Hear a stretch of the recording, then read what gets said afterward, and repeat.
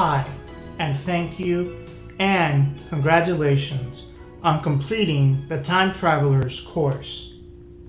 During this course, you learned about Grandfather's Paradox, infinite loop typing, safes, and the lies of multiple universes. I, on behalf of everyone here, would like to congratulate you on your accomplishment.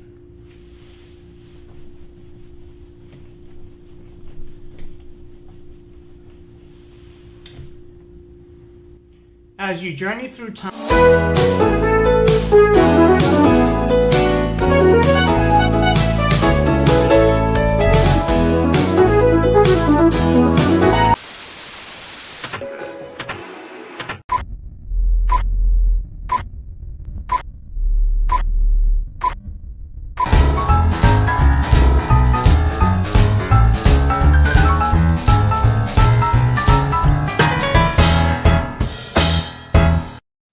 well, here we are. Woo, what an introduction. I like it. Man. I mean, I think that just sets the tone right there, right? Especially the fact that you have a gun to your head to do this show. 100%. And I'm locked. You can't see my legs, but they're locked in place right now. Yeah. And you have Chained the you in. keys. Yeah, yeah. That's the only way to do it. Well, first live stream of reviews and reviews.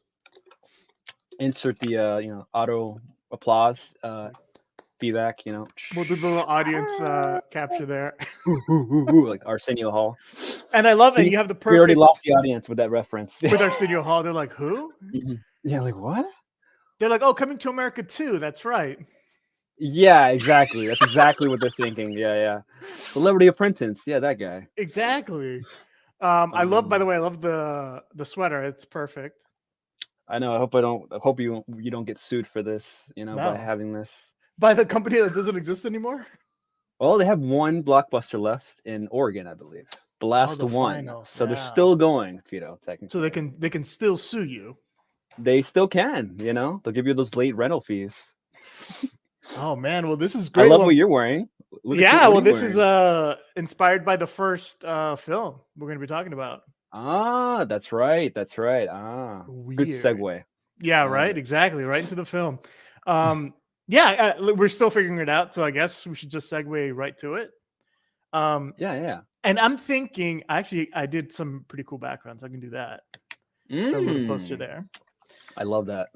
I think it'd be pretty cool if we, because the whole point is obviously let's give our first impressions, and let's just start off spoiler free.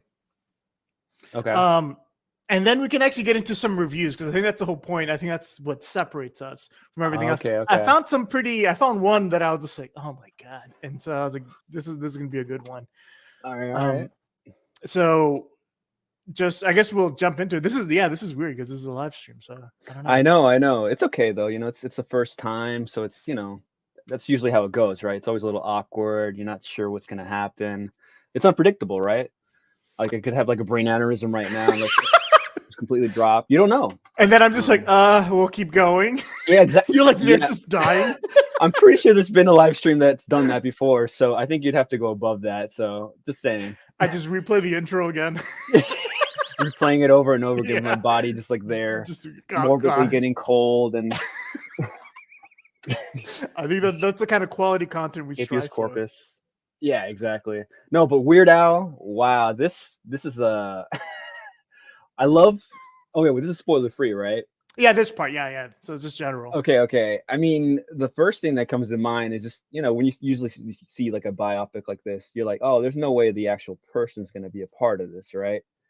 But I think right off the bat, within like 30 minutes, you're like, whoa, what the heck? Like Weird Al is actually in the movie. That's so cool.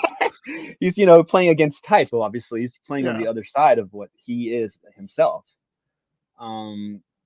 So, I mean, for me, that was like, the big reveal there. But I mean, the whole movie is just like, it's just a ride, right? Yeah. It's just like from beginning to end. It's like this in your face, like no dead time, it's just really on the go all the time. And I have to look at it again. I believe it's almost like exactly like 90 minutes, right? Like it's just like there's no fluff, because I think a lot of movies tend to like I don't know, go, especially comedies. I kind of don't like, very few comedies can go past 90 minutes because then it just starts to get a little stale.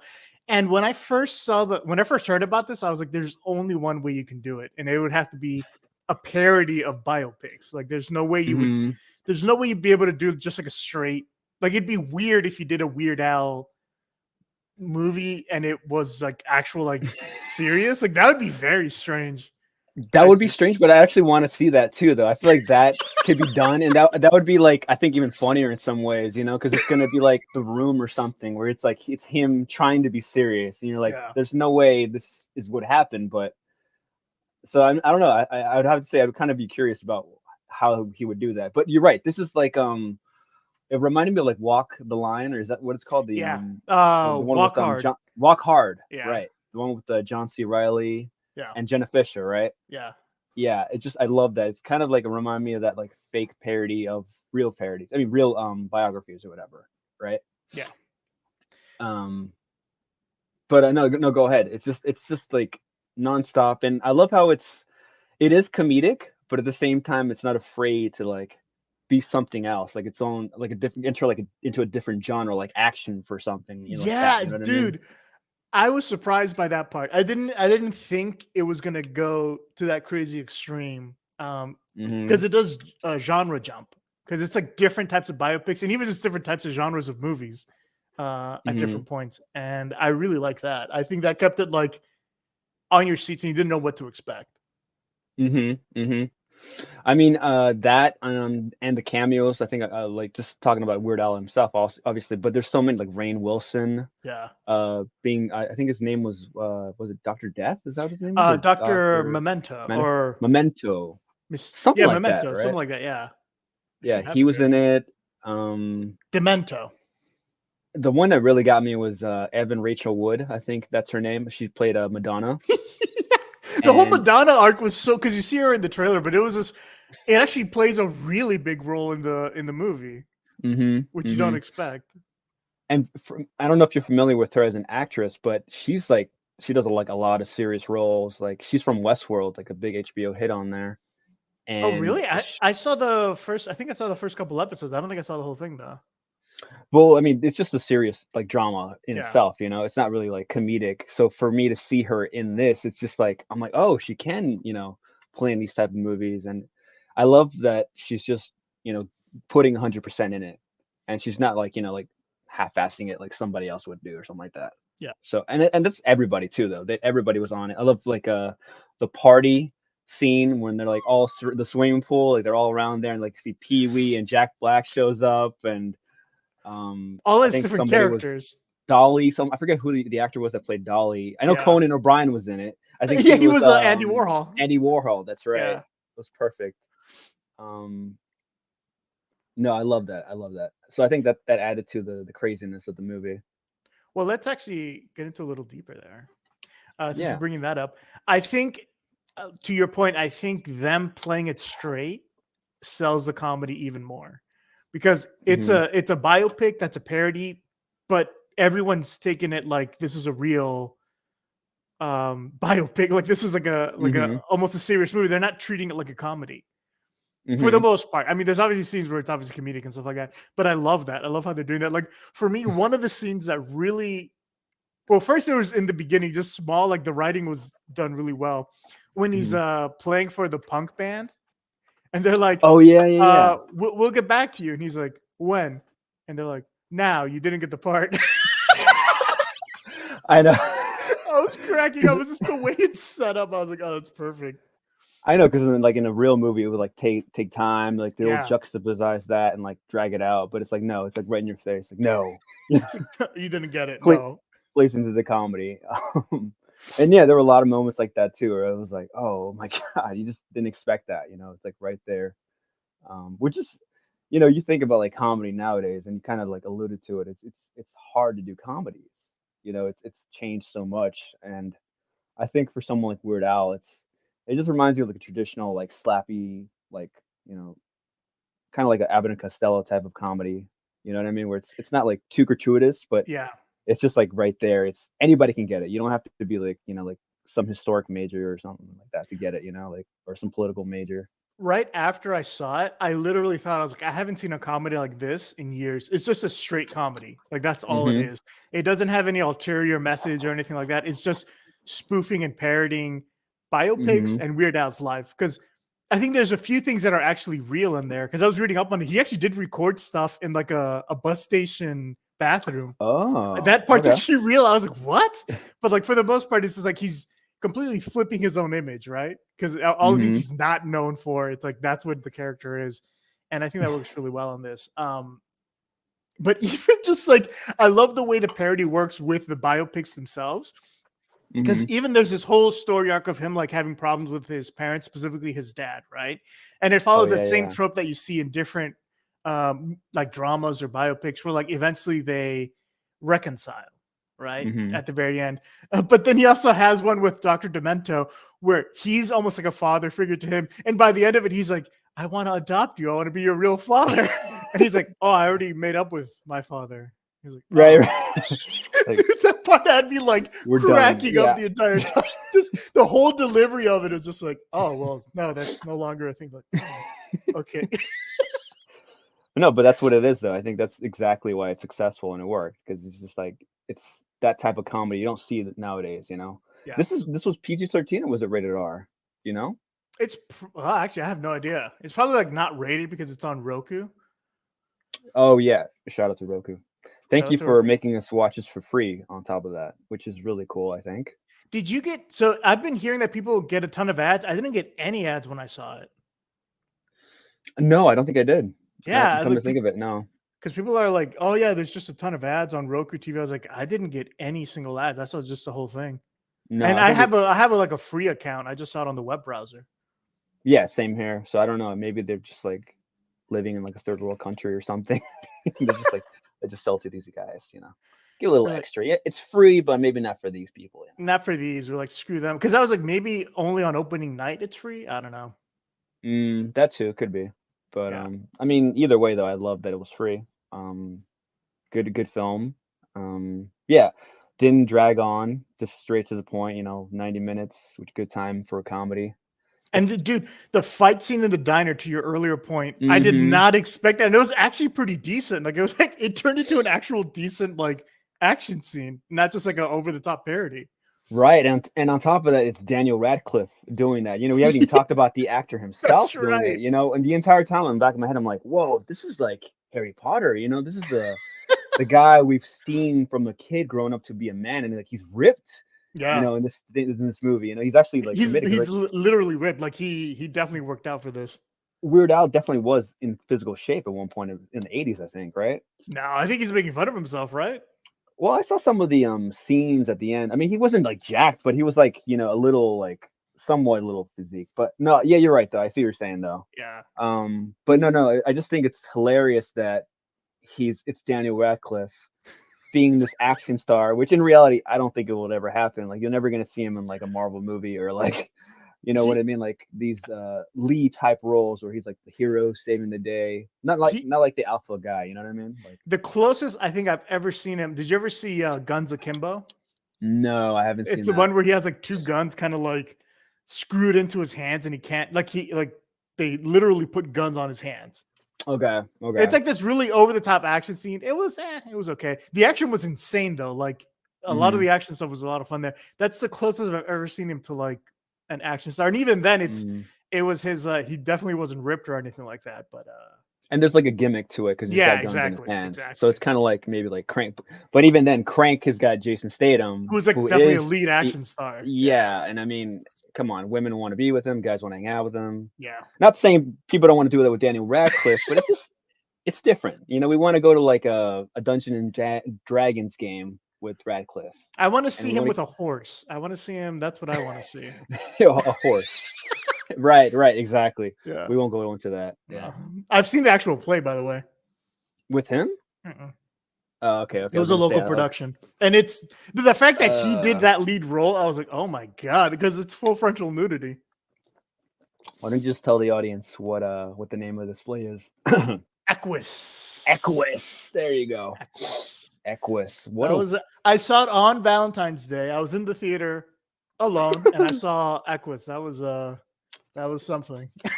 As you do. I mean, that's what you want to do for Valentine's Day. Yeah, Definitely. see a horse love story is what you want to see.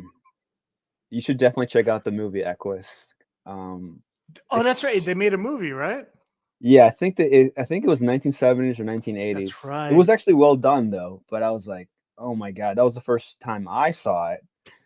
And I was like, what in the world is this?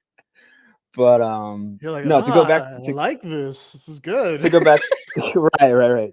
To go back to it though. Yeah, Daniel Radcliffe. I'm glad he did this role though. I think he's really doing a great job of like trying to get away from this Harry Potter thing. Yeah.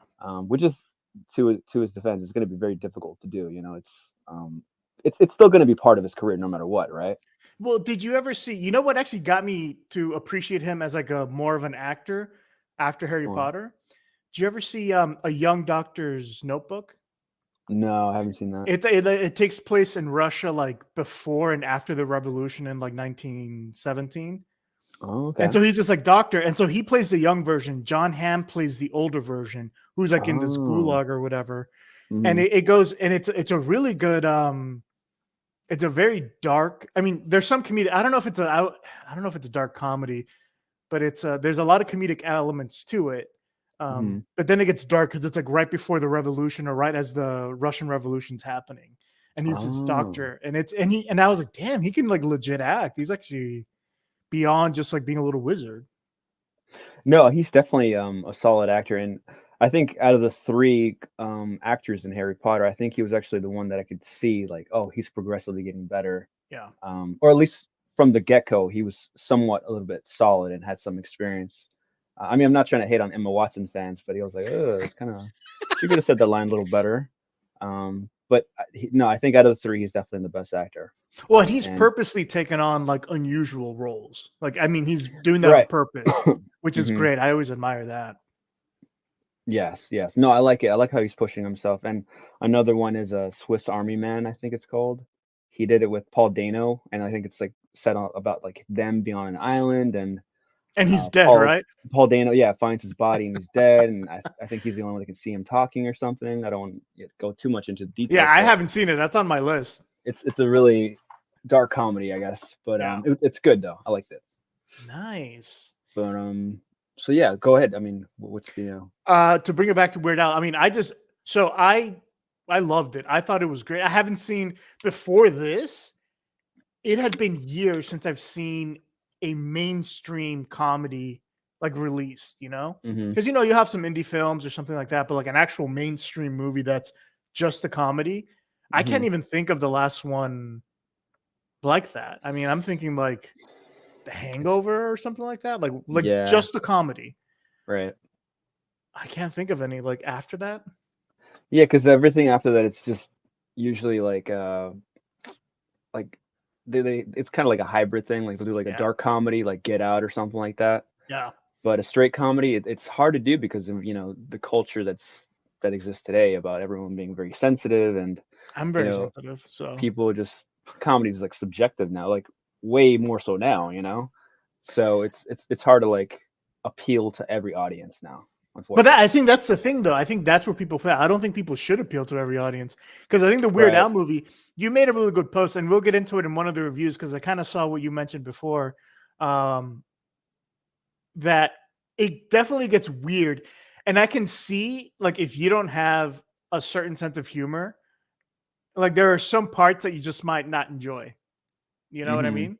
Or it might it's got like that, like you said, like the deadpan, like. No, like that. I think that type of comedy is like people won't get it. They're like, "Wait, was that supposed to be funny?" Like, right? They usually expect like a laugh track or something, and they're like to guide them. They actually, right? Exactly, to hold their hand. I'm not saying they're idiots. I'm just saying like it's a different type of comedy. They don't see it. They're a little oblivious to it, and it's totally different. They're not as smart as us, dude. That's what we're saying. Yeah. Okay, maybe they are. They're not as smart. That's what it is. Says the guy wearing a Hawaiian shirt. You're not as smart as me. And a Blockbuster hoodie. But even just like the setups, like when he's calling his parents and he's trying to tell them like he's a huge success now, and they don't even really acknowledge it, and like it's all like just terrible. And then what's his name? Rainn Wilson's in his bathtub right there, and he's like, "You can go to the other bath." He's like, "No, I'm fine here. This is fine." And yeah, I love how they filmed those scenes because in the back of my head, and I don't know if you felt this, but I was like, oh, they're gonna do a reveal where like maybe Rainn Wilson isn't real or something, because I kept thinking like it's a Oh, part of his imagination, but right. I think that even makes it funnier that he's actually there. When so I'm like, oh, so he is real, like Yeah, like people this is all can see actually him. happening.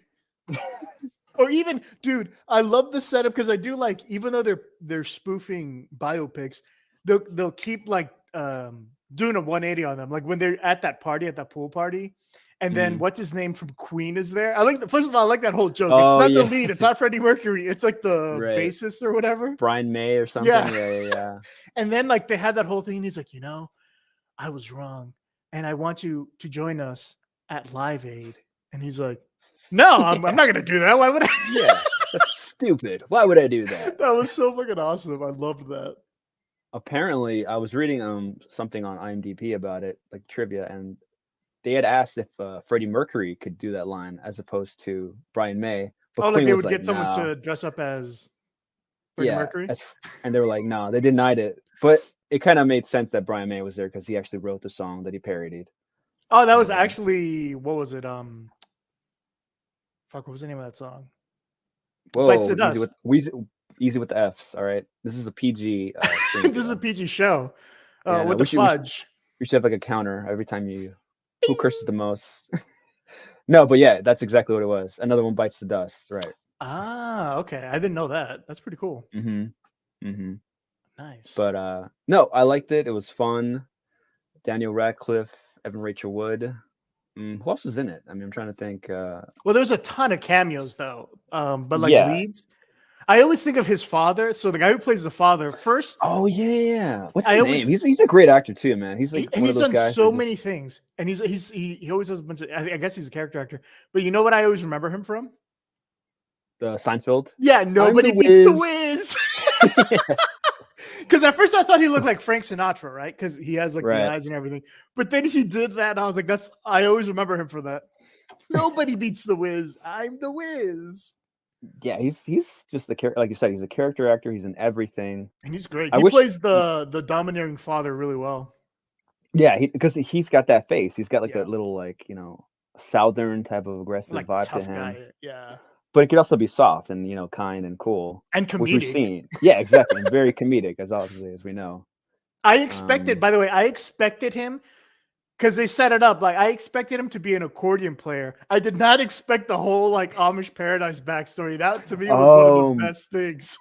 oh man, and since you brought that up, wow, like I didn't think they were gonna do that, but I completely forgot that Weird Al parodied "Gangster's Paradise." Didn't it become more popular than Coolio's song? I remember Yeah, there was something about that. and Coolio hated it. But then they So, got him in it at the end. but they got him in it. But I'm bringing it up because he recently passed away. Yeah, I didn't realize that until I saw this. Because then I Mhm. looked some stuff up. I was like, oh shit, Coolio's gone. He passed away, and also near the end credits when they're doing like the whole montage of him with like all these celebrities, it was him and hugging the Queen, which Right. apparently when they showcased this for the first time like to a live audience, that was the day she died, and they were worried about like a lot of backlash Yeah.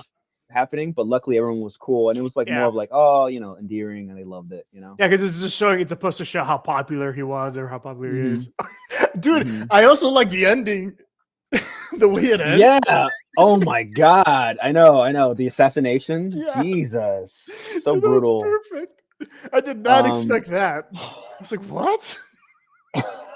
Yeah, that and plus like I guess the second after credits where like I think Madonna's going to the cemetery Oh yeah. and she's laying the flowers, clearly an homage to Carrie the movie. Yep.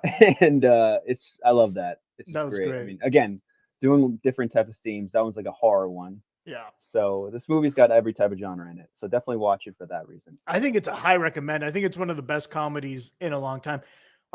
Probably one of the best comedies I've seen this year. The only thing that comes close for me is I saw the Spanish film Official Competition. So, and that's with Antonio Banderas and oh my God, Penelope Cruz. Oh, okay. Did Pedro Aldomar make this? I forget. Make that movie? Maybe I forget though. I It forget. sounds like he would though. But go ahead. Yeah, because it's a parody on like making on like the Hollywood movie system. It's a whole parody on that, and so it's definitely a dark comedy, and it's a huge. It makes some pretty crazy statements about like actors and directors and all that. But that's the only other I would say like comedy released this year. Yeah. And even that one's like a dark comedy. I wouldn't say it's a straight comedy. Yeah, comedy's dead, man. I think you and I have talked about this, before. It's sad, you just don't see it as much, and it's just more of like the superhero genre and romantic comedies and like Pixar movies and whatever's in trend. I think it'll make a comeback. I think it's going to be making a comeback. I think you're going to start seeing some more like independent films take much crazier approaches and like do it, and then you're going to start seeing it's going to take a couple years before like you see way more mainstream ones like we used to, because you used to have like comedies all the time, like especially in the summer, like you would have just a bunch of comedies come out. Yeah. Well, again, I mean, and I don't want to go into deep conversations with it, but it's just a different culture. We know why, maybe the audience doesn't know, but we know. They're sensitive. Well, on that note, I want to read the first review. I always like to start like, yeah. I have one that I saw, I was like, ugh, and then another one that I think is pretty good. All right, let's do this. So let me see if I can share here. Make sure I don't share something inappropriate. Fido's using a very old Alta Vista demo. So yeah, exactly. I'm like, is this running? Like a geosite. Yeah. It says it runs on Windows 95 and higher. So we'll see. Oh yeah, there we go. That's what it's here. Yes, I can. Perfect. Nice. So this is from Matt Pace. I don't know who this guy is, but I found that it was on Rotten Tomatoes, and so I saw this. Weird takes the Y out of Yankovic. And let me just read this first paragraph. Yeah. At a time when people were very much not embracing all things nerdy and or corny, an accordion player named Al Yankovic carved out a massively successful place in the mainstream music industry by parodying existing popular songs. That is a plenty-worthy narrative for a legitimate biopic, exploring not just the outsider of all outsiders, how the outsider of all outsiders managed to do this, but what it says about American culture, that it worked then and remains beloved now, when Yankovic's good-natured silliness is anything but common in an often horrifying landscape. So you kind of touched on this part. I get that. Like a straight biopic would be interesting. That's fine, but the tone he sets here for the review, I was just like, I don't know. Like, where is this going? I already got feelings of like, it's going downhill. Yeah. Because then it goes into no one, however, seems to have informed the artist himself of this. Co-writing his own absurd, deliberately inaccurate biopic as if far superior efforts like Pop Star and Walk Hard never existed. Yankovic, played as an adult by Daniel Radcliffe, turns his career into an outlandish, improbable lark whose unlikeliness shines no light on the fact that the very basics, accordion player becomes famous for parody songs, really happen, and very much overdoes it on the things that didn't. Goofball falls into torrid affair with one of the 80s biggest pop stars and does violent battle with the drug cartel. That isn't to say that Weird, the Al Yankovic Story, directed and co-written by Eric Appel, doesn't have a decent number of laughs. Weird is a pretty funny movie that completely undermines its reason for existing. I was just like, wow, what a jerk. Like this whole thing, it's just like, Matt Pace, you're a buffoon. I did not like it. I was like, I think you missed the whole point of this. Like, I don't know. It's not serious. It's not supposed to be taken seriously. And you're supposed to have a fun time imagining like this alter version of his life. That's the whole point of the movie. And the fact we don't need to dissect this like, oh my God, this isn't accurate. It's got to be like these other movies, and stop comparing it to other things. I mean, yeah, I get that, but it's its own thing. It's its own spin on it, And so that's fair. If you didn't want to watch a comedy, that's fine. But I don't agree where he says, I haven't seen Pop Star, but Walk Hard, I think this is funnier than Walk Hard. I'd have to rewatch Walk Hard again. And I liked Walk Hard, don't get me wrong. But I think I enjoyed this more. It's been a while since we've seen that one. And I was like, come on, get over yourself. Like, this was just like, I don't know, man. It's don't If judge it, it for the movie you wanted, judge it for what's actually there. Like, I kind of hate that. Because I do that too sometimes. Like, you build up a movie in your head, right? And then you go see something and it doesn't live up to what you built up. You got to judge it for what it is, not for what you want something to be or what you imagined in your head, Yeah, I mean, I don't know. It seems like this guy just had his own agenda, clearly, just like dissecting. He's a critic. I mean, that's what they do, right? Like, they're supposed to like get some type of emotion out of people, whether it be positive, whether it be negative, or whatever. This guy seems to be kind of in the middle in some ways too, because I saw that he wrote like a C on it, so he didn't say like completely. He didn't completely dog it, but still, it's kind of like, dude, don't you get it? It's supposed to be a joke. It's not supposed to be like this thing that you think it's supposed to be. Yeah. I mean, you can definitely. I mean, and to go back to what I said, like you can have some relation to. You can't think of other movies, but it's just you got to go in fresh. You just got to be objective and accept what's going on during the screen. Just you can't just start thinking of things. Just let it go. Let it flow naturally. Exactly. And I think, like I said, like you got to judge it for what it is. And I think, and this was kind of what we were talking about earlier. Maybe it's not the comedy for this guy. Like, cause it's a pure comedy. And if you don't want a comedy, there's no way. I don't know. But to be fair, I should have prefaced this. The majority of the reviews are positive, and I have a positive one here. Okay. It was a little hard to find one that said anything negative. And this one just, I don't know. It just rubbed me the wrong way. It's just this weird, the way he framed everything. I was like, I didn't like it at all. This is bad.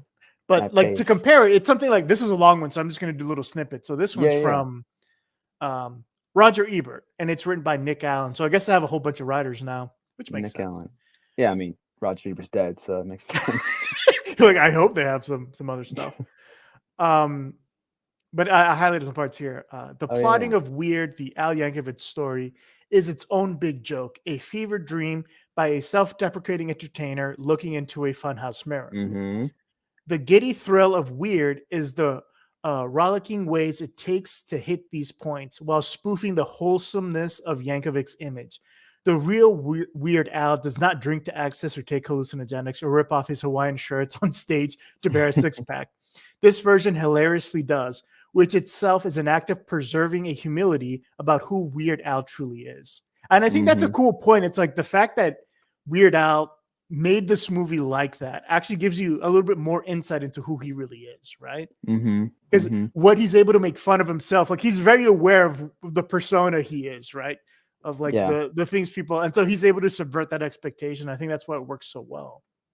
Yeah, and I love that during the movie in itself, like he kind of flipped his own style about what he does. Like he's just talking about like how other people are starting to do what he does to them. Like I think there was one scene where it was like I forget what artist it was, but they're like, yeah, oh no, Michael Jackson would beat it. Like that was a parody. But he's saying like, yeah, that was the parody. I'm like, it's just funny how he brought that to attention because it's making him making fun of himself, self-deprecating, like the guy says. Yeah. So I love that.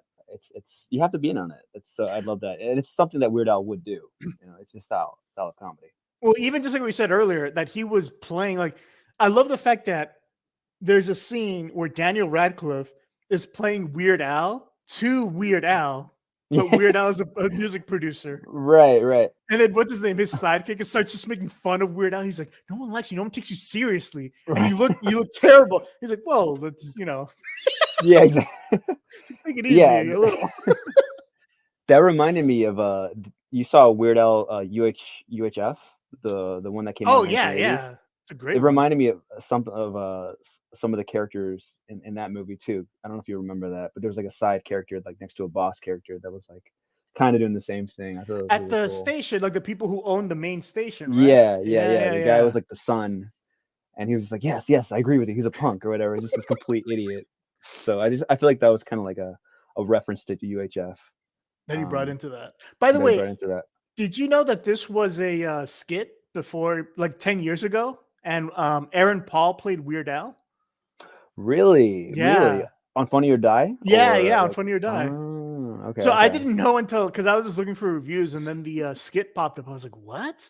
And it was really good. It's pretty much what this movie is, but just in like 5 minutes. It's just like a trailer for it. Okay. And Aaron Paul, cool. I mean, he could definitely pull it off. He's another weird guy. He did a really good job as a Weird Al. But yeah, no, I got to see that. This was a good review here, and so it's good. You like it? This was good. It even goes into sound like effect. Radcliffe. Yeah, I know. I have to figure out how to do the soundboard. I don't know how to do it, but it goes into Radcliffe's performance. I mean, he completes what makes his parody of Yankovic's clean-cut image so funny. The vivid innocence that soon turns into a brash arrogance fueled by the desire to prove himself to his parents and the world. And Radcliffe does such a good job of like becoming a jerk and like doing all these terrible things, and like the way he turns on his band and everything. I think it's done really well. Yeah, I mean, he's definitely honing back to those old rock and roll biopics where you always see the same thing happening over and over again. And it's just the fact that it's Weird Al, who I can't even imagine him even ever doing any of those things, being rude to any fan at all. To be like that, it's just unimaginable. It's just so that's just makes it funnier to see it on screen. But yeah, so most of the reviews are good like that. So I would say like that's a good one. I like that one. The one before, I mean, just the way he framed it just rubbed me the wrong way, and I was just like in the beginning, I was I don't know. Well, that's what I'm saying. Like, it's not going to be for everybody. You know, comedy's different. It's changing. It's changed. It's gonna hopefully goes back like to what you were saying earlier, but I don't know. For right now, I just think it's a little divided. Maybe more than little, but. And I think the big problem we have is society. But before we get into that, let's take a little 30-second break as we go into our next film. Let me just get a little thing here. Have you subscribed yet?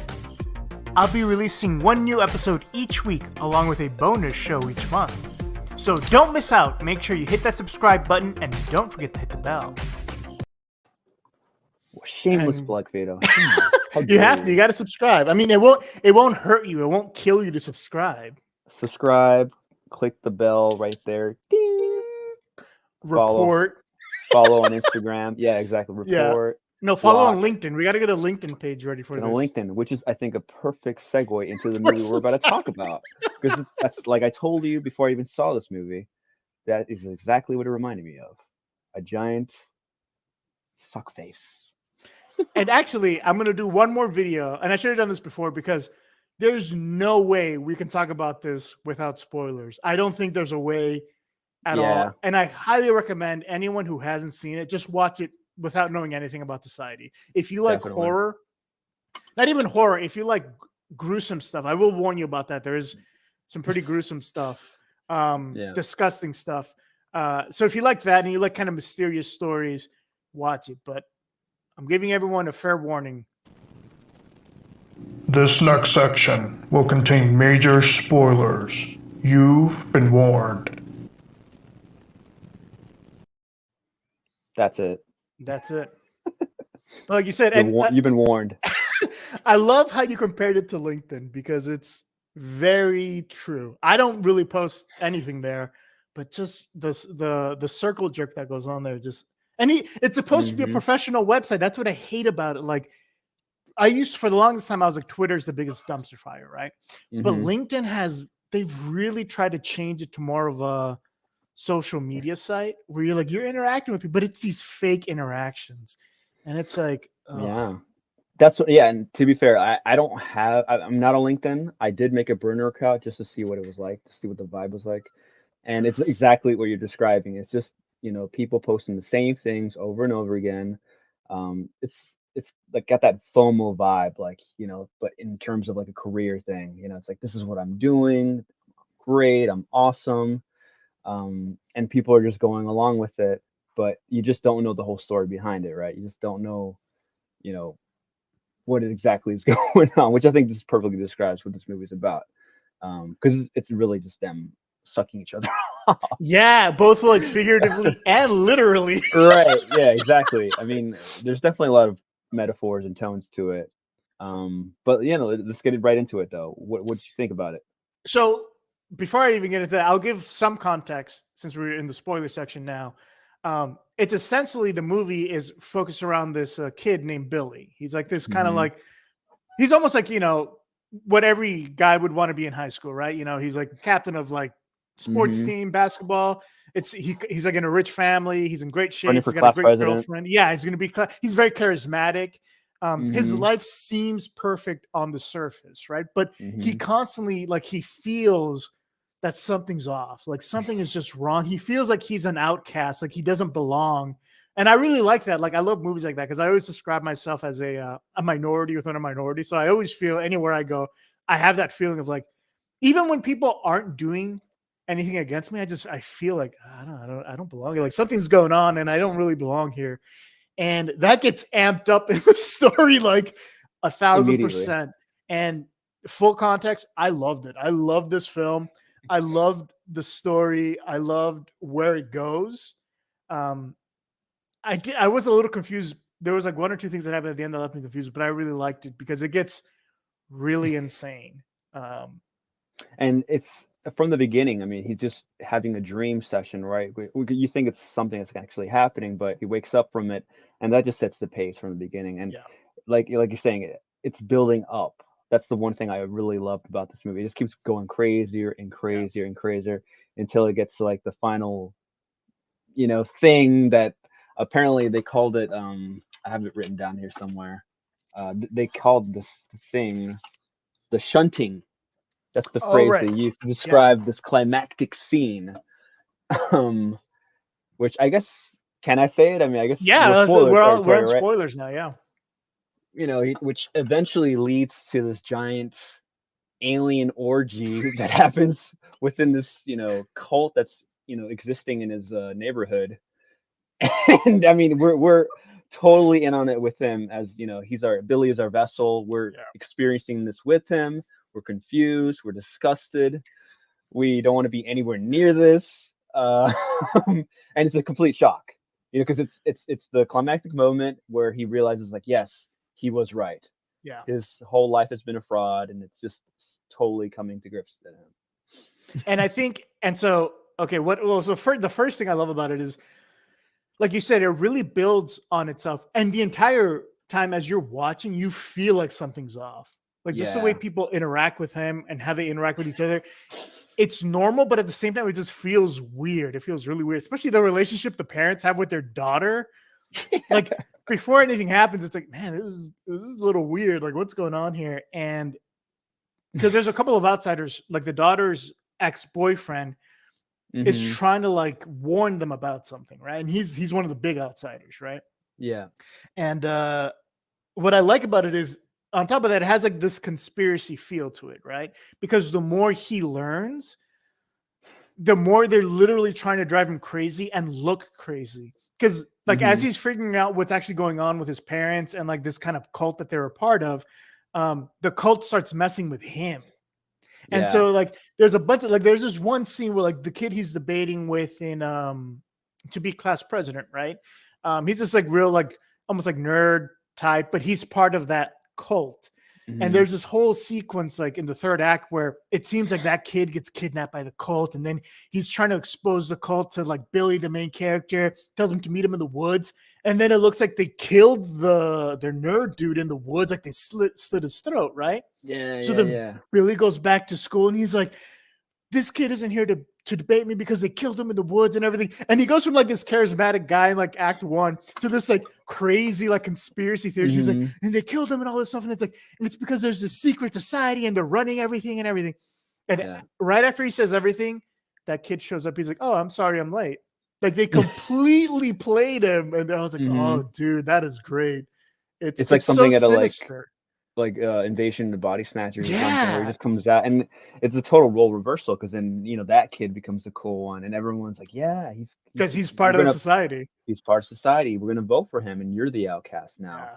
And to go back to what you were saying about like there being like this weird vibe to it, I think for me, I think part of it is I felt that way because it's being filmed in the suburbs, and I didn't grow up in the suburbs. I'm used to like living in a city like environment, so when I see like nice furniture, clean sidewalks, nice cars, and just all these nice rich things, that it's weird to me. So it's just seeing to see him go through these experiences in those type of environments. I'm like, oh yeah, I I can see that. Well, it's not just any suburb. It's like the suburbs to the extreme because he's like in the richest part of Beverly Hills. Like he's Right. part of like one of the richest families. But to your point, it reminds me of when I went to college because I'm in the same boat. We both grew up in DC. Um, Hmm. when I went to college, I went to a school in Redmond, Washington. So I was like a really small town in a suburban part where like people like at 2 a.m. they would walk to people's houses. No one felt like scared or anything. It was weird. Like no Yeah. one's looking over their shoulders. It was weird. The weirdest thing for me going to school in Washington State was there were white janitors. It's like I'd never seen that before. Really? Yeah. I've never seen that either. Yeah. Like it was such a Never. weird thing. And like even like there was white people working in 7-Eleven. I was like, what? This is weird. This is really weird. That's where I really felt like, I was like, oh man, this is like some crazy world I'm in. Yeah, no, you definitely see it all around the country too. But for me, I think the closest I can, the most recent memory I have is just going to Germantown up in Maryland. Like every Oh place yeah. looks exactly the same, and I'm like, wow, it's just, Yeah. and you know, I feel like such a weirdo being here, you know, such a transplant but everyone's used to it, you know. But to me, I can relate to that aspect too. It's I just w- weird. not No, not go to ahead. harp on suburbs. I do hate that like a lot of them look the same. Like I wish that's what I like about older cities is that Hmm. you have some variety in the architecture. But going back to society, it's so I love how there's that contrast though. You have these elite members of society and these fancy mansions, but they're doing all these crazy things, like, and then they're turning into like these because okay, so what the guy eventually finds out is like they're the society they're having this well, let's take it a step back. The ex-boyfriend of the sister tells Hmm. Billy, the protagonist, that the sister, like that he actually put microphones on the sister's earrings and recorded because she was having, I think, what they call a coming out party, which I don't know if they still do now, but I know back in the day, it's like when a girl turned 16 or something like that, Hmm. they would have this kind of like fancy party because now she's part of, back then it was like society because now we're talking about like hundreds of years ago. Now she's eligible to be married off and stuff like that. And so she's that. Yeah. But with society, that ceremony was just some crazy sex orgy that involved like A rite of passage for yeah, them, like I guess. But yeah, and it was like it starts with like one person, and then the family joins in, and it's all recorded, and the son doesn't want to believe it, and obviously because it's insane.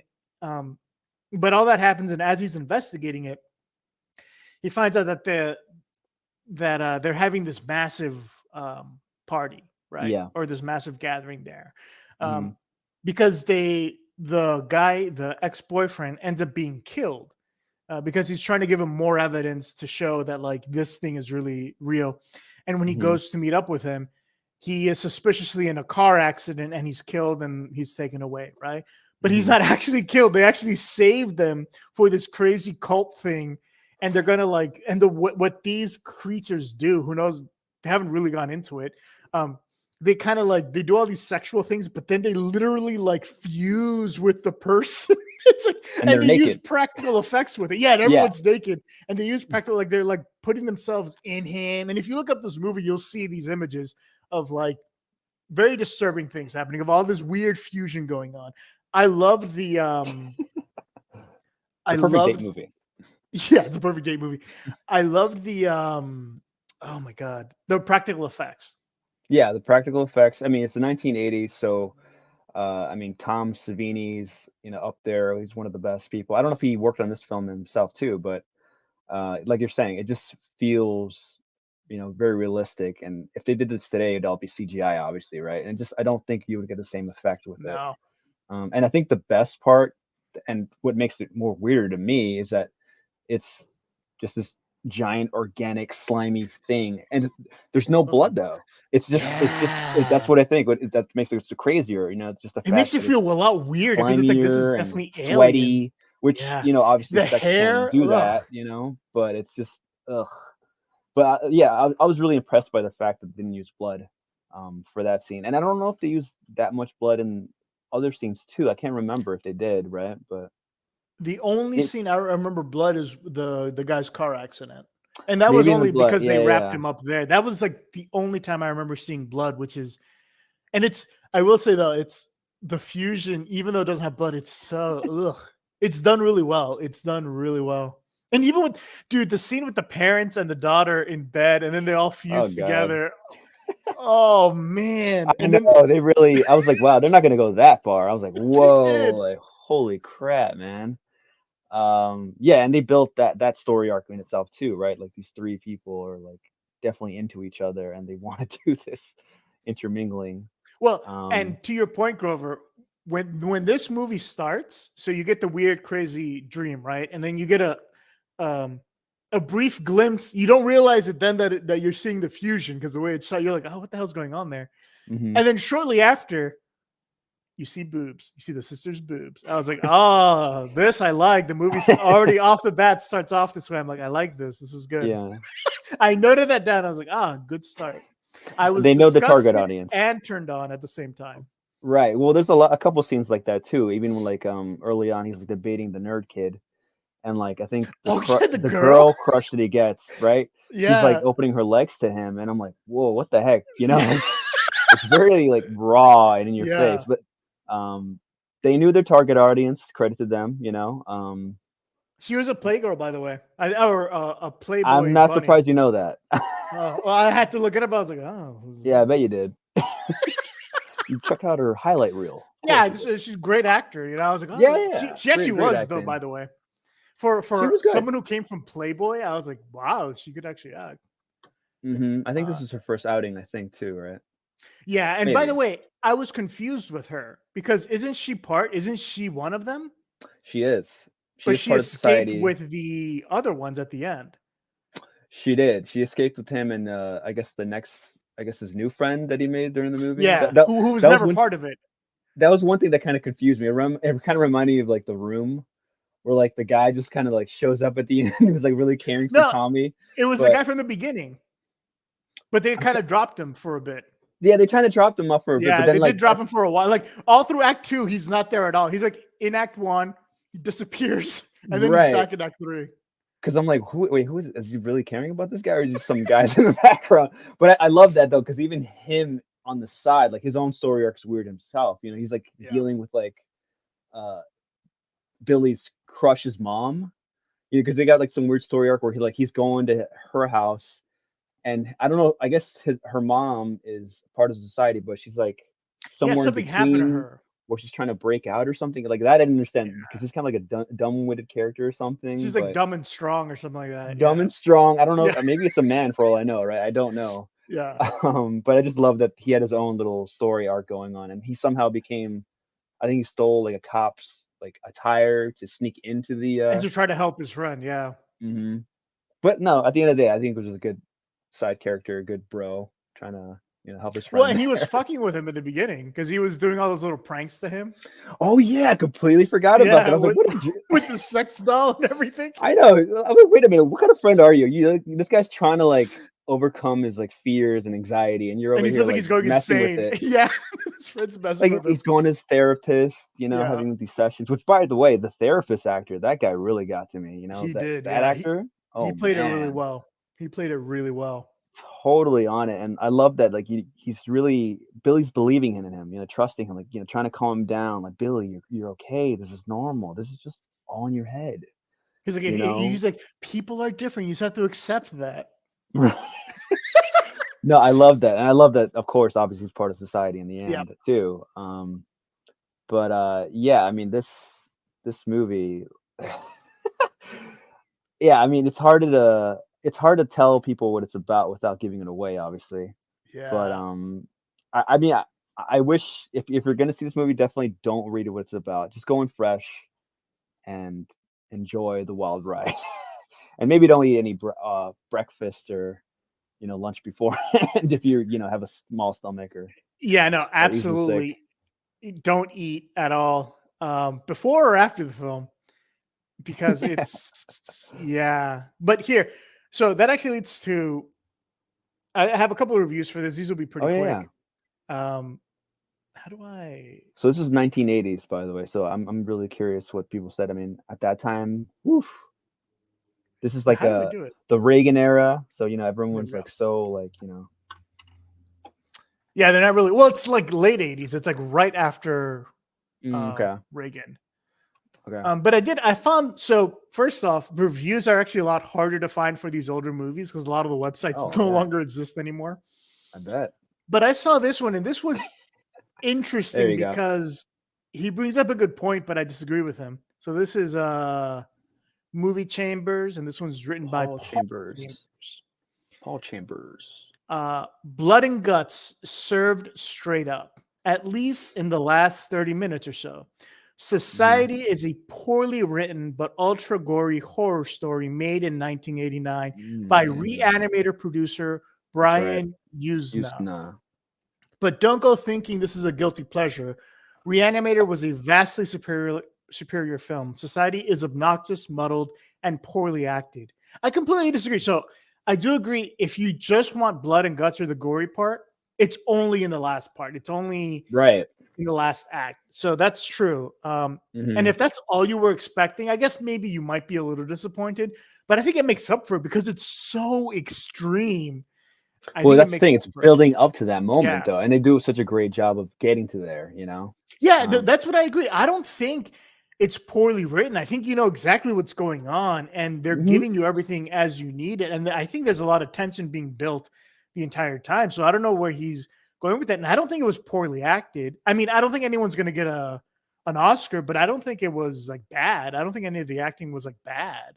No, it was definitely good. There's some definitely great to be those weird type of characters, like the Stepford kind of thing or whatever. It's just you have to act a certain way, or like you can't act like a dramatic actor, but you have to have a little tone to it, right? Because it's weird, it's like you're trying to make someone feel calm. It's almost like kind of like playing like a religious figure, like people are like trying to like swoon you over to their side, like, hey, how's it going, Billy? You're doing great, son. It's really like positive.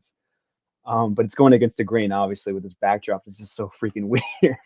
Well, and you brought up a good point. They're also not human. Right. Exactly. They're aliens. So they're not technically, they don't know how to act. They don't know, they're subhuman. So they don't know emotions and how to react appropriately. But yeah, I mean, if they wanted a blood and guts type of movie, I think they're a little, thinking too ahead. They should have probably waited for something like Saw, maybe that's what they expected. Yeah, but like I said, I mean that or ending Hostel. Hostel is just torture porn, right? But yeah, I mean that's exactly what it is. That ending for Society, I think if you don't have that buildup to it, yeah, it's still gory and stuff like that, but I think you lose something from it, especially because that whole part of like him being weirded out and thinking something's wrong and then being proven right, but everyone thinks he's the crazy one. I think that sells the movie more than anything. Yeah, and that's a relatable thing. I mean, a lot of people go through that on their daily basis, just something like whether it could be like a terrible relationship, for example. Like they're so used to it. They're like, no, this is great. It's honest. It's true. But then you break up and your friends are right. You're listening to what they were telling you, like, oh, this was wrong. It's abusive. It's manipulating. And that's just something that came to mind. But no, I think the story arc worked well. Again, it built it up perfectly. You needed that back depth, and the actor, I think his name is Billy too. Actually, I thought that he was a good actor too. I don't think he went on to do anything bigger aside from this, but I thought he was solid. He just played the character straight, and He's just playing a high schooler as well. Yeah, he's a high schooler. So I mean, you can't have that much range, that much depth, but his emotions are spot on. It's just a weird vibe. He's just reacting to his environment, which is perfectly fine. I think anybody would do the same thing. And just to kind of balance it out, there were some really good. Again, this one had some pretty decent reviews. I like this one. I'm just going to read a couple snippets from it. How do I always get this? There we go. So this one is Real Queen of Horror. Real Queen of Horror. All right. And it just starts off exactly, I think, with a good summary. Society is a horror film that takes jabs at the world we live in, and it's definitely a feature you need to see if you haven't already. Yeah. She loves 80s horrors, and I think this was a good point. it was shocking to me that I had never seen or heard of the film Society. And I felt the same way too. Like this is like she says, it's a little unknown film and it's completely underrated. The only reason I know about this is because you recommended it. I had no idea this even existed. So how did you find out about it? I want to say I heard like a couple like of my musical artists, like some of my favorite artists, like Neon Indian, talk about it in an interview or something. They mention it because those type of guys are underground in themselves. Right. So I'm always curious, like, what are these guys watching? What are their interests? So when I hear them talking about movies like Society, I'm like, oh well, I got to check it out. If I like Neon Indian, I like Wild Nothing, so I got to see it. So I think that could be why I heard about it. Either them or maybe Eli Roth, who, as you know, is another crazy figure in himself. Well, I mean, you mentioned Hostel, right? Right, exactly. So, I mean, someone like that definitely has to have intriguing taste. So it could have been from him too, though. So, yeah, I'm grateful though. I mean, and just that should be a GIF right there on everyone's phone, right? Yeah. Jesus Christ. Yeah, I mean, you can't do that today. I wish more movie studios would take this chance with prosthetics and practical effects. I think that looks crazier and weirder to me than say like if it was like a CGI tongue. Exactly. And to her point, the way she ends, because it's a great review she has here. I'm not going to go through the whole thing, but it's disgusting but beautiful. It's a twisted, peculiar late 1980s gem. And I think using the effects like that gives it that like disgusting feel, but also like this is pretty cool because it's like real. It's like people had this makeup on and they had to literally do these things to other people. I heard that while they were doing the final scene, they had like a sign up before they entered that room set. They were like, "Abandon ye all hope who entered here," so, which I totally understand because I mean that must have been really difficult to be around, especially when you have like I think maybe like 15 puppeteers like controlling like all these different things and elements to it.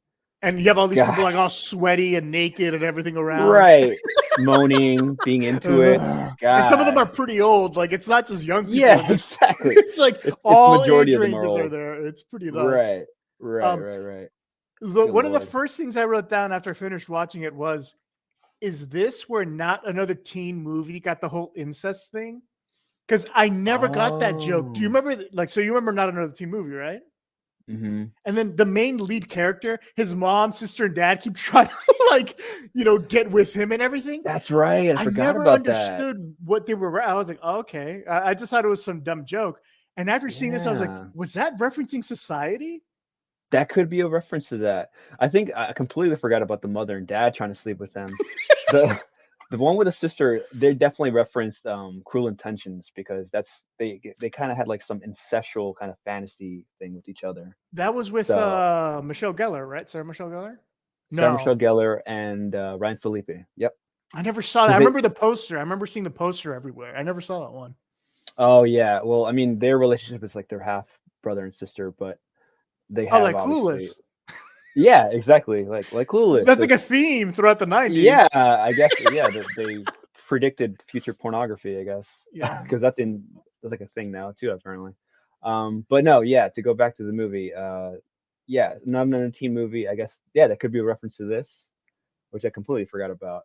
It's the first thing I thought of. I was like, Not Another Teen Movie. Oh my god. Great film. I mean. Can you imagine seeing this though in theaters around that time, and not knowing anything going in? Like that would be the best part. People would just be like, "What the fuck is this?" They just walk out probably because you think it's gonna be like, okay, they're doing all this weird stuff and they're gonna cut away. No, it just gets crazier and crazier and crazier. What was the last thing I wanted to say? I mean, they can never make this movie today though, right? Now with the same well, not just that, but also like the general theme. I don't know if you could do that because it's a huge critique on like rich and poor and stuff like that. And even some of the crazy conspiracy theories out there are like tied to this. It's really weird. I did read that the writer originally just had them as a cult. Like they weren't going to do any of that fusion stuff. Like they were literally just going to sacrifice him. And I was like a blood thing. Yeah. And I was like, dude, that would, I think that would make it a lot more darker. It definitely would change the tone more. Yeah. No, But but I yeah, think they picked the right direction though. I think yeah, that's what makes it weirder because you're like, and to go back to what I was saying, like there's no blood in this final scene. yeah, So that's which just makes to it me that's what makes creepier. it weirder, you Yeah, know. But no, I they liked it. they would ruin it if they made it now. Yeah, they would ruin it. Again, it would be all CGI. That's the That's biggest thing. Even if they recast everyone, I wouldn't mind too much. I'm sure they would throw some dumb stuff in the script, but what would really piss me off is the CGI. It would just ruin hmm it. Oh yeah. No, And I it don't just think the wouldn't actors land the would have same the way. same reaction. Like I said, when you have like people literally on you Yeah, sweating and touching you, like, Jesus. And stealing like moles, you know, and like yeah. birthmarks. He's like, That's oh, another look at thing. that. Like That they're was literally great. you see it, you know, it's just like good lord. But yeah, That's it's like you say, you see the rich eating the poor. It's a large literally, statement. Literally, yeah, you see it happening. So it I'm was glad you great. liked it. Great pick. That Check it was a out, great guys. pick. Hopefully, you know, you have a strong stomach for it. Yeah. And let's take a little break before we get into our final film.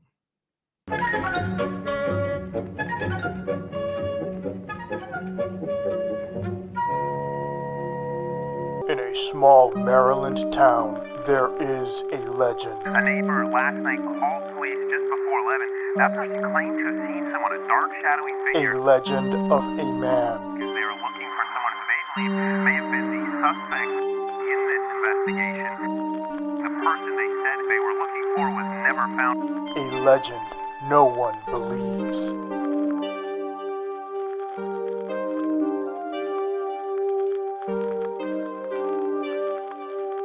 The man that wore no mask.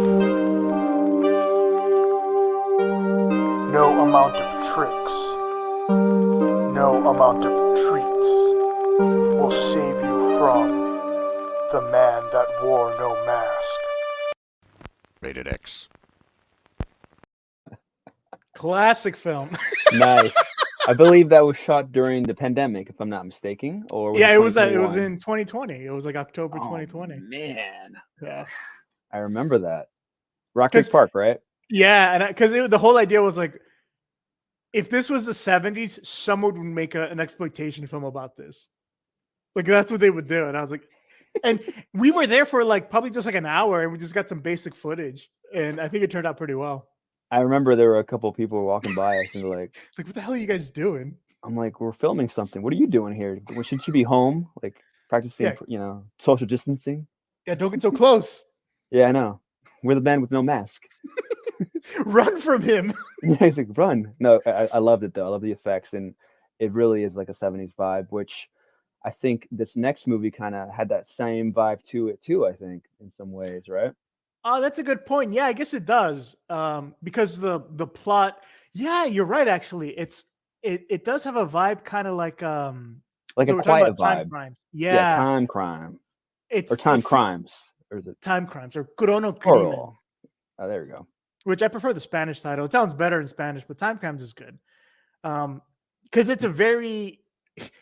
it's paradoxically a simple premise, but also very complex at the same time.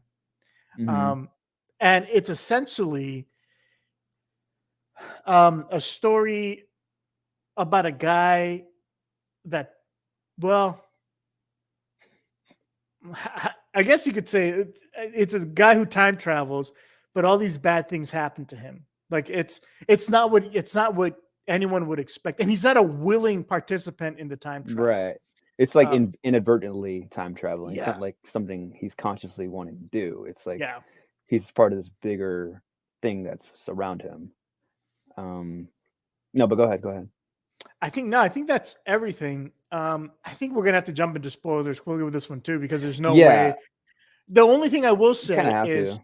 I'm so happy that the two movies we picked, because Weird Al we picked just because it came out. That's one of the new releases. But the two movies we picked have full frontal boob shots within the first 5 minutes. That's right. So I I completely like how forgot we about did that that. without even thinking. Like that was just like, oh, this is great. I'm so glad we're both on the same page with this. Oh my gosh.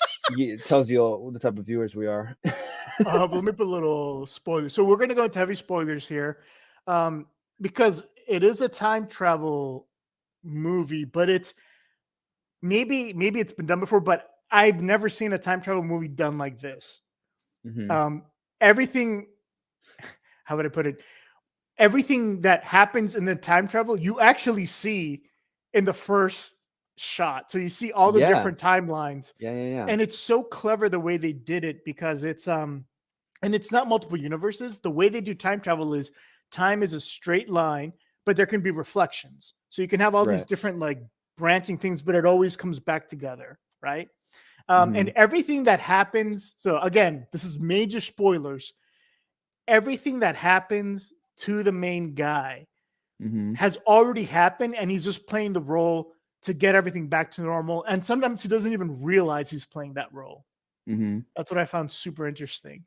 Um, and even I don't know. I'll just leave it there. We could just start from there because I can get really, really into this because I love the way they did time travel in this.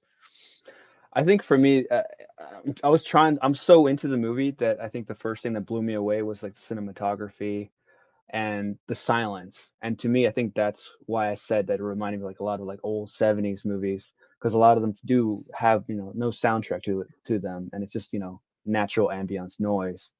And I think for the majority of the movie he's outside, in like the woods and in his house by himself or something. And I love that because it's just you don't know what's going on, but you're just solely focused on his actions and where he's going. But so for me, like I was caught off guard when you get the reveal that it's a time travel movie and it's different versions of them are in those same scenes, but you just don't realize it.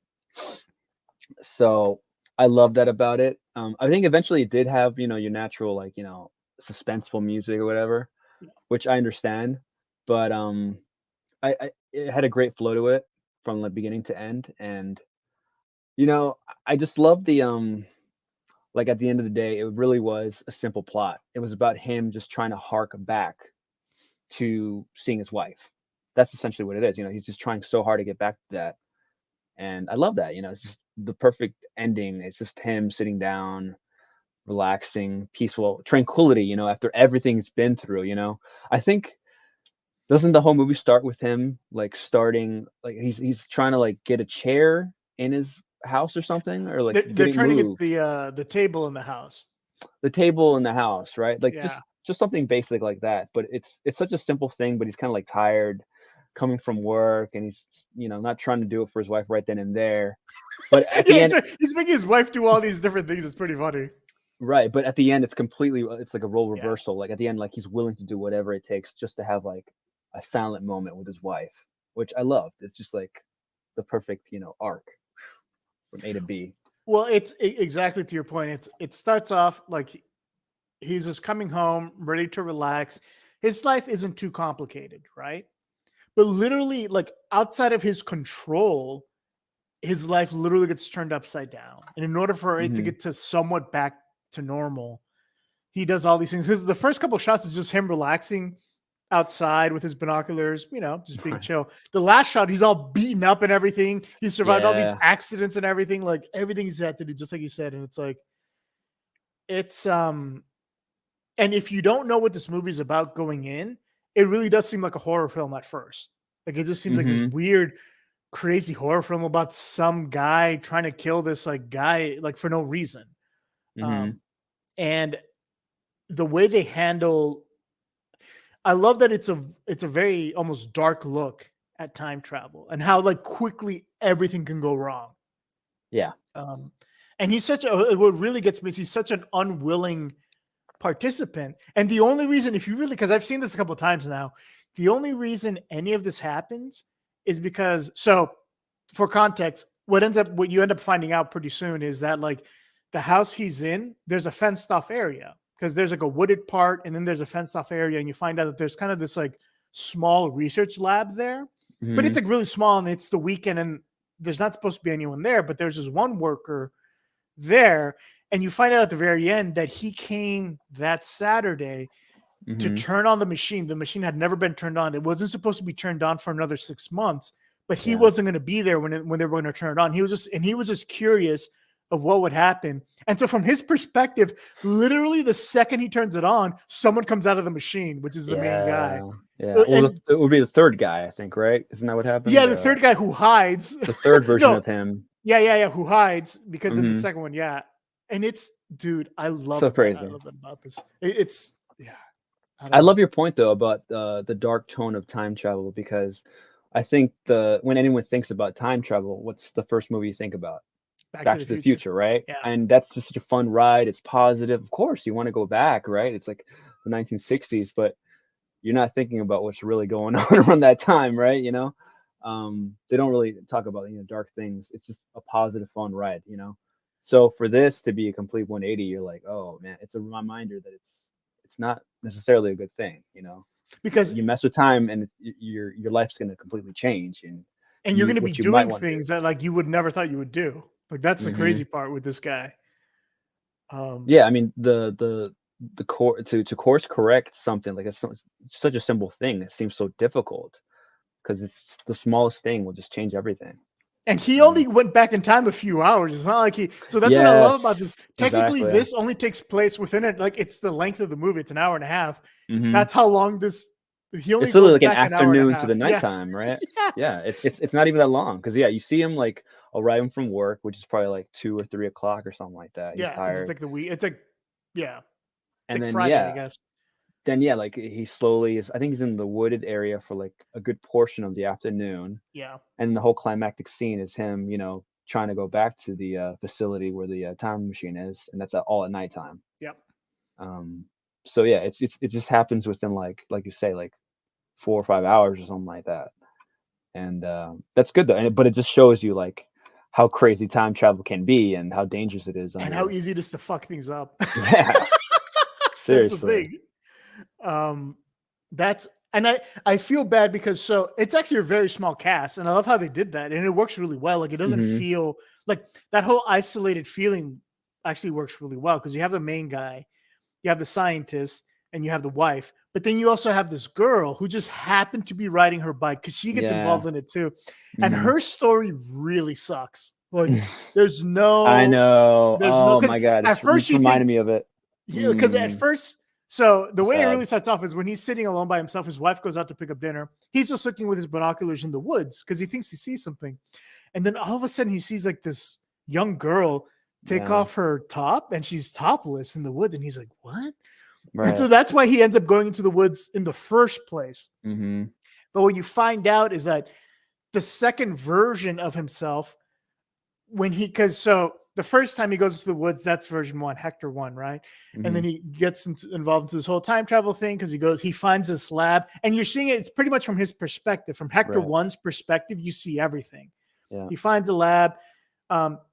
When he goes into the woods, he's being chased by this guy in this bandage and all that stuff, and the guy just like bandages, stabs him yeah. for no reason in his arm Mhm. because he sees the girl, and it looks like she's dead in the woods. And at this Right. point, she's naked, so maybe someone killed her. By Right. the way, she's very hot. I was just gonna say that. I was like, damn. What's her name, Fido? I think you know this. I had it written down somewhere actually. I don't. It's Gabriella something. She's on your wallpaper. Don't lie to us. Yeah, I know. That's why I'm trying to hide my desktop here. No, but she's good though. Yeah, small cast, but everyone did their role perfectly fine, I think. But yeah, And no, that character, I think what you're saying, it's tragic. it is As you're describing. because when you find out, because at first you think, oh my god, so she's dead in the woods, right? Like you're like, Mhm. that sucks. But then one of his other versions, you find out. So this is a big spoiler. He is the masked man. So the guy you see in all the posters and everything, that's the same lead. It's just a Mhm. different point in time, a different version when he's time travel, because he gets into an accident and he has a huge gash on his head. And so he puts this band-aid and it all turns red and everything, right? And so what he realizes with the girl is he recreates that scene just because he saw it before. Yeah, which is crazy, by the way. Yeah, and but then you realize, oh, the girl wasn't dead. He told her to just Right. play dead.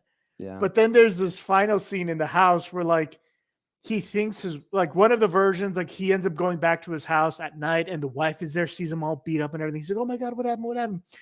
And then like he's trying to help her and he chases her. Yeah. And it seems like the wife dies, right? Right. Because she's scared of him and everything. But when you find out at the very end, it's not the wife, it's the girl. because the final version of him realizes what has to happen. And so he kind of sets everything in motion in order to save his wife. And so the girl has to die.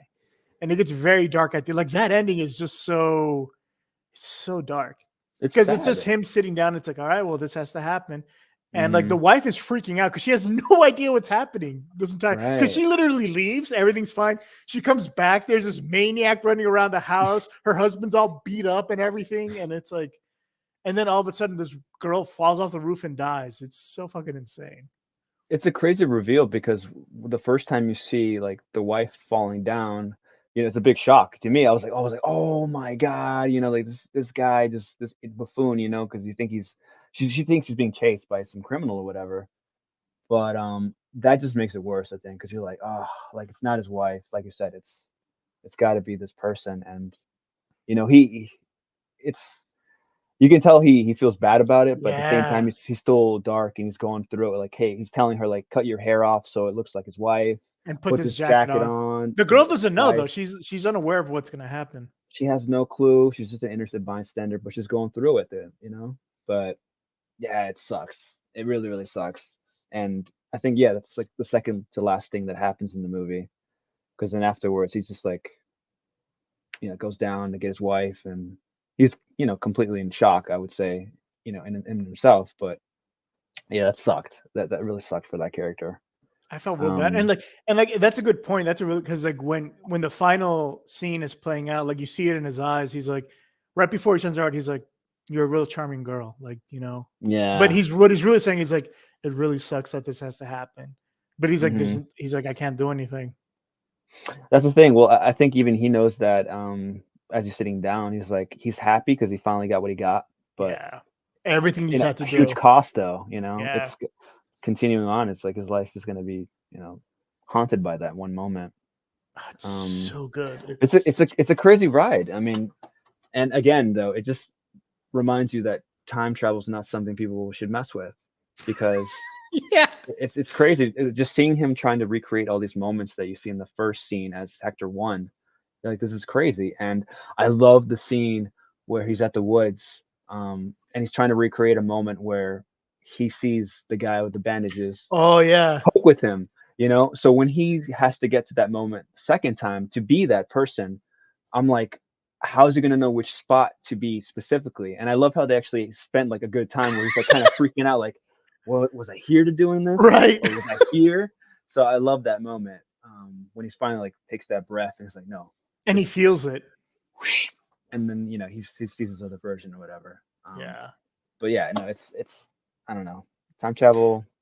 Well, even just like power. Like you said, those small scenes, like I love the first time he makes it to the lab. It feels so creepy because you have the music playing and he has to break in and you have no idea what's happening. And then the guy, he meets up with the scientist, and the scientist tells him, he's like, oh, like he tells the scientist, he's like, this guy's chasing me. And like, at first you think you're like, oh my God, this guy's trying to kill him.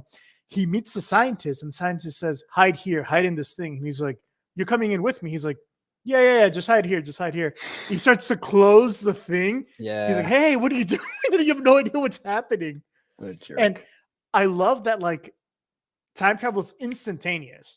Like, he instantaneously comes to when the guy first turned on the machine. And the guy at that point already kind of knows what's happening. Yeah. And you don't, as the audience member, you don't know because you're seeing it from Hector's perspective. That he's already come through and done all these other things. I think that's great.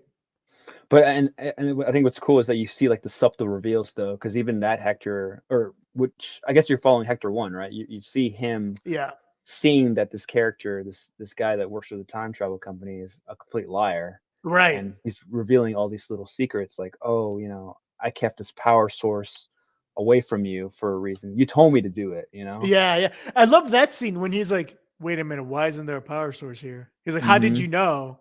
He's like, how did you know I was going to ask about that? Right, exactly. And then when he goes back, he has to recreate that whole scene.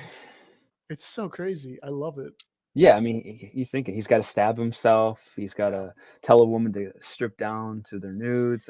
He's got to run himself over on a truck. The way they did that scene with the woman the first time, I was like, holy shit. Like, this is like, it just seems like some crazy dude. Cause like he has bandages on his head and then he picks up this like old trench coat And then that's when he tells her, he's like, pull your top up. This whole thing is crazy. Like it feels crazy. I love it. Yeah, I mean, the poster definitely gives that vibe too. You think it's like it's gonna be like some crazy like psycho killer type of movie, but it's definitely a little completely different. And I love how it's turned to be, I guess, pink bandages. Yeah. Right. I love that use of color because I mean it could have been red, but I think pink works better. It just makes it unique and stand out. And so this was the first time you saw it, right? Yes, first time, and you recommended it to me, which I loved. This was filmed in Spain, or It was, yeah. So that's what I loved about it. Okay. And it's like the only reason I found out about this was through Netflix way back in the day. When you It got the recommended CDs it to me. Yeah, this was like, yeah, exactly. or the DVDs, I should say. The DVDs, yeah. And I had never heard of it. And then I was like, it's in Spain. And I was like, whoa, that's so cool. And the fact that it was like a low budget movie, time travel movie from Spain. And I was like, what? And I think to me, that's why it's a lot darker than most things. Just in general, like a lot of Spanish movies tend to be darker. Like they tend to deal with more darker subject matter. And I think the actors just did it well. Yeah, exactly. Did you see it in Spanish or dubbed?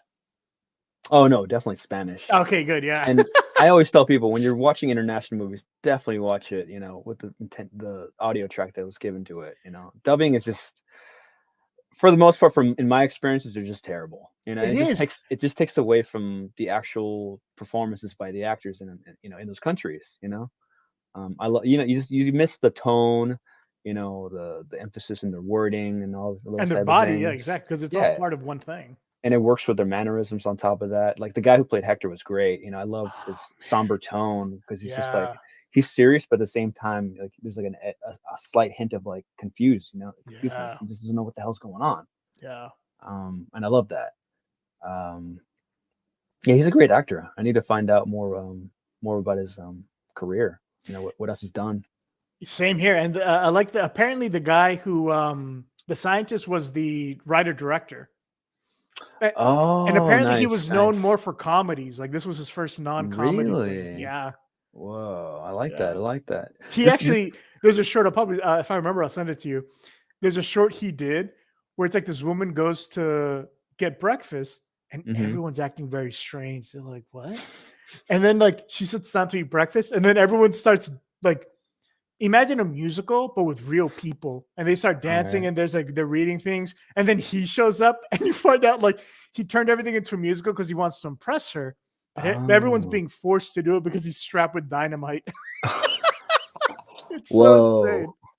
Okay. Yeah. I gotta check this guy out.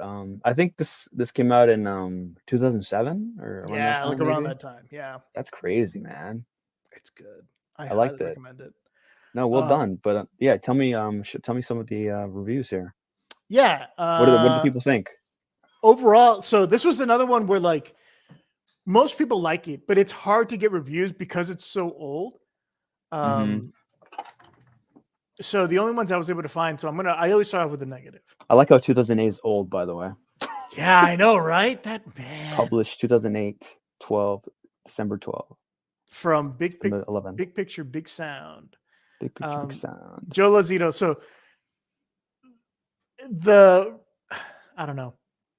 The whole thing here, I'm just going to read a little part of it. Yeah. Where he gives a synopsis. It all starts in a Spanish country house where Hector and his companion Clara are unpacking from their move. While Clara is off shopping for dinner, Hector relaxes on a lawn chair to engage in a few innocent glances through his binoculars. While gazing into the woods in the distance, he sees the kind of thing people only see in thrillers: an attractive young woman undressing. The sadly exploited beauty, Barbara Goenaga. This right here, I'm like, what are you talking about? She's exploited. She signed up for the role, and like the role herself is actually pretty insane that she has in there.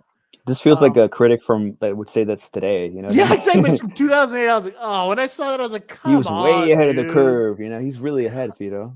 This was like, ugh. But what no one's forcing her to do this. This is her decision. This is a role for her. Yeah, and she's done plenty of things, and it's like you see this. It's not like these things are hidden when you do the script, and like, and she knows she's actually good friends with the director. Like they've known each other from previous things. It's not like this is the first time they're working together. And I would argue that her character is really important and pivotal to the story. You know, it's and the not most just like tragic some, character. She's the most yeah, tragic character out of all of them. it's yeah. I mean, come on. It's not just like some throwaway character. It's definitely someone you feel sorry for at the end. You know.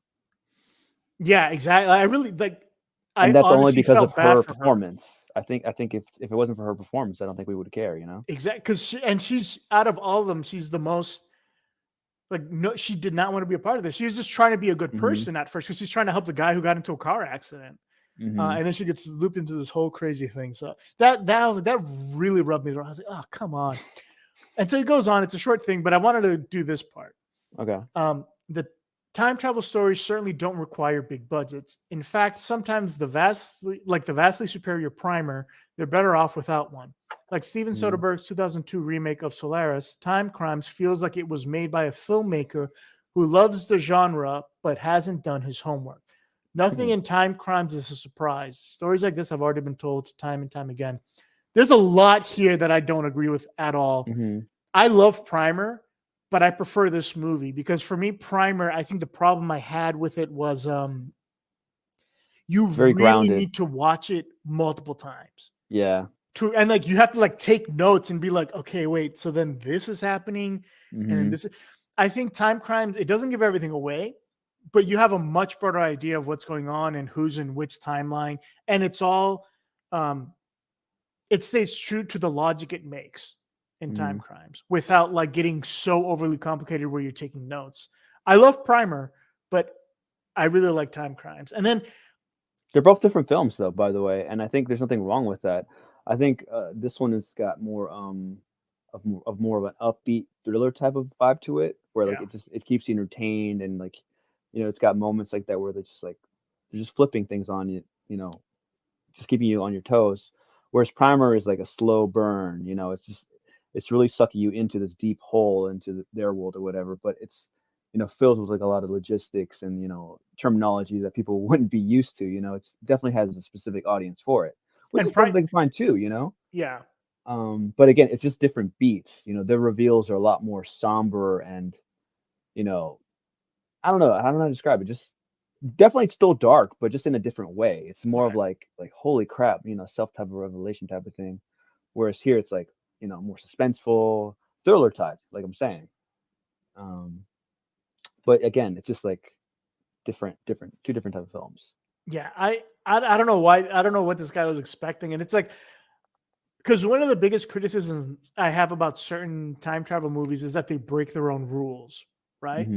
Like, you know, they'll say, "Oh, well, this can't happen or this can't happen," and that's what I liked about Timecrimes. It doesn't break the rules. It's literally following everything, and it explains it pretty easily. Where it's like, this is time. Which is, I love how they did that. You see the explanation before you get it because he sees the line and the X's. Yeah. And then it's all mirrors, but time is just still one straight line. Yeah. So it's not like things are being branched off. So I liked it. So yeah, this review, I was just like, oh, come on. Like, it's the way it started off. And then the way he's hating on it, I was like, I don't know what you're expecting. Like, this was just, I don't know. No, you need to have entertainment value too. You know, at the end of the day, it is a movie, and that's why we're watching these things. It's to entertain us. And to me, I think going back to it, it's a completely different vibe than Primer. And this person clearly wants to like have like a book, you know, being depicted on screen, you know, which is exactly what Primer is. I think it's more of that type of movie. Well, Primer focuses more on the actual machine and the mechanics of it, right? Yeah, like, and that's the science more behind of the focus. it. Yeah, right. And again, yeah, like I'm saying, like they go into like the terminology and the real science of it, and if they can, you know, decipher what time travel is, you know, whatever. But but what I do like, there are parallels because then they're trying to fix what they did, right? Because they're trying to create the rules of like, all right, well, no one goes before this time, or else it's going to screw everything up. And then they do that though. Yeah, and they're stuck in a loop, and then it's a great slowly film. not really trusting like each other. You know, it's different, but I'd like it too. But yeah, I just wanted to. The main thing that really irked me was that part. I was just like, oh, come you offended my friend Joe Lozito. I hated that. I was like, are you serious, dude? Yeah, and again, I think she did a great job, and she knew exactly the tone for that character, innocent bystander, and it paid off at the end. So there's nothing wrong with that. She's like the extreme version of the protagonist, because the protagonist didn't choose to be involved in this, and she's more of an extreme version of that, where it's like, man, you have no way out. Like this, it just sucks for you. That kind of reminds me of that review of what that person said. Is kind of reminds me of like what the guy said about one critique said about Quentin Tarantino's Once Upon a Time with Margot Robbie. Do you remember that? Someone was like critiquing her role in the movie because they're like, oh, she only got like 2 lines or 3 lines in it. You know what I mean? Like she's just there for eye candy. And I'm like, my guy, you do realize that you don't have to act just with words. You could do it, just by looking and, showing physical, presence and facial things, Well, and it also played into the story itself, because the entire thing is not actually about her. It's about the world that everyone's living in, that they're around, and it's about the people around them. It's not even really about her. You know what I mean? And like her role, they play it perfectly. I think she's set up perfectly. Because it's showing you what people saw from the outside, right? That's why the ending is so different, right? Because it's kind of like what people would have wanted to happen instead of what actually happened. Yeah, and they're building to that moment because we all know what happened to that character or that person, which is tragic. Yeah. So I think if anything, he was just showing like giving her presence to remind us that she was a person and this was her life. Because we all remember, I think more people remember her because of the murder. Yeah, and instead of her, we don't know enough about her life and her as an actress. So I thought that was really cool. Yeah, what he did in that movie. That's what these critics. Or Sharon Tate. That's what these critics. You can't, unless they're like this. Oh yeah, go for it. Who wrote so this? I will say most of them were good. So I mean, I picked that one, but the majority of them, most people love this movie, like, and for good reason. And this one's very short. I would say.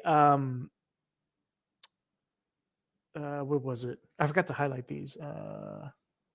Here we go. So it's the exact opposite. Timecrimes, which had a brief theatrical run in early 2009 but didn't play locally, is that rarest of rare things, an intelligent time travel movie that actually holds together on closer examination. I'm not saying that time travel itself holds together, but this film, by its own logic, does, and it doesn't cheat to do it.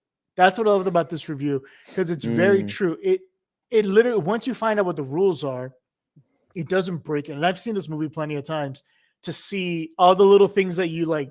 Once you know what's actually happening, you're like, oh, wow, that's there, that's there, that's there, that's there. This is happening now. This scream is this person. You're like, oh, okay. And I think that's what makes it such a great movie, is that it sticks to it. Like they must have had to like really like had a bunch of copies of the scripts and like had to like storyboard everything just to be like, okay, we're not messing everything up, right? Because certain scenes have 3 different scenes going on all at once, and on your first viewing, you won't realize it. But I mean, despite all that, I think less is more, and I think they definitely simplified the whole science behind the time travel in this movie. And it worked because I mean, as an audience member, you want to make sure you're not confused and you want to follow the story and everything that's going on, and I think they nailed it. And I think that's what we were talking about earlier. That's, I think, one of the big differences between this and Primer is this actually you don't actually know how the machine works, right? You don't know why they need this white liquid in there. You don't know because, all you know is if you time travel, depending and you're still in the same spot, you'll cause reflections. That's all you know with the time travel. You don't actually know how the machine works or anything like that. I guess the only thing you do know is that it has to be on for it to work. You can't time travel to any time before the machine is on, which I thought was interesting. Yeah, I got to see that one again. It's been a while since I've seen that one, but no, this one I think it's spot on. I wasn't confused, and it wasn't like holding your hand like other movies would do. Like, oh, this is what it is. Like the one character that's drawing it on the wall. It's like this is time travel. This is you, audience member. You're a dumbass. So let me do this for you. Do you get it? Yeah. But I liked it. So this was a really good pick, Fado. I like that. Good. Well, I'm excited. By the way, who wrote that review? I don't think I saw. Give credit to that person. Let's not forget. Ken Hank? Is that Ken Hankey from Mountain Express, Asheville, North Carolina. Well done. Great. Well done. Oh, he Ken died. Hank. Did he really? Yeah, Oh, rest in wow. peace, my man. Yeah, great review. I'm glad I wasn't shitting on that review. Yeah, I know. That was a good review. Thank you, Ken. Thank you, Or Ken. Hank. Ken Hank. No, Ken Hank. Yeah. Ken Hank. Ken Wow, two Hank. first names. Nothing wrong with that. But no, I liked it. Well, that was good. I mean, that's the first episode. Wow, we survived, and I made it through. I didn't have a brain aneurysm. That's right. That's how you ended. Woo! I loved it though, Theo. This is a good start. I think so too. I like it. I mean, we both are cinephiles. I think that's something we forgot to talk about when we first started this. I love movies, all types of movies. I love getting lost into them. For me, I'm just that type of viewer. I like to go in fresh. I don't really like to read too much about what I'm about to watch. I don't watch the trailers or anything like that. So, and for me, for most of these, I had no idea what was going to happen, and I think that's just what made them so greater or better. I mean, yeah, I think that's rubbed off on me. I normally see a movie if it's recommended, if I know a director or an actor or a writer in it, or if I like the poster. Like, I also try to stay away because, man, trailers will just spoil everything or give you the wrong idea of what the movie is. Because like that's what I see, and I hate it when that happens. Like, I don't want to go in with a preconceived notion of a movie, like this is going to be about this or that or something like that. I'd rather just be surprised. Yeah. that's what I think. I wish more people would do that, and studios. I wish they would understand that too. But they're all about just selling tickets, getting butts in the seats. But getting that new superhero movie out, we got to do. There you go. There you go. That's what it's about. Not to say that we won't talk about that here too. We're not judging. We're not gonna not talk about them. We'll get around to it eventually, I think. But I mean, the last superhero movie I saw was the first Doctor Strange. Wow, it's pre-pandemic. Yeah, way pre-pandemic. Like 2015 or something like that, right? Yeah, something like that. So I mean, I know like the major spoilers, I guess, but I was like, I'm done. I mean, there won't be like the main ones we'll talk about, but we'll get to some of them eventually. Superman 2. When we're like 60. Yeah, Superman 2. Yeah, exactly. Yeah, that'd be a great one. But thank you guys. Thank you for Fido for this. Thank you for creating this machine. Yeah, and to anyone watching in the future, thank you for watching the first episode. I know. Thank you for spending this time with us. Yeah. Like and subscribe. Exactly. And I do have a little intro, so please enjoy. There we go.